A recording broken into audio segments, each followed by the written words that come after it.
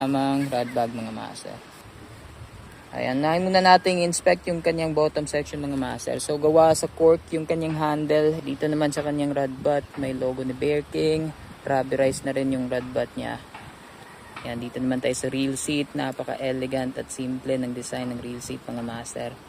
Cork na din yung kanyang reel seat knob. At madali din siyang ikutin mga master. Ayan, napakadali lang. Check nyo na lang yung specs na yan mga master.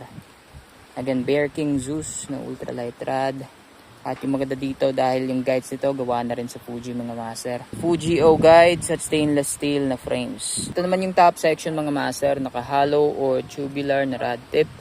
At straight na straight yung pagkalagay ng guides mga master. Again, Fuji O guides, stainless steel frames. Yung texture ng kanyang spiral wrapping mga master.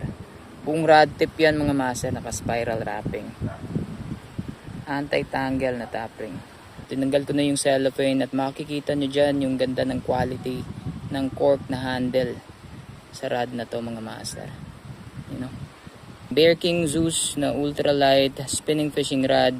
Meron ding available na casting rod.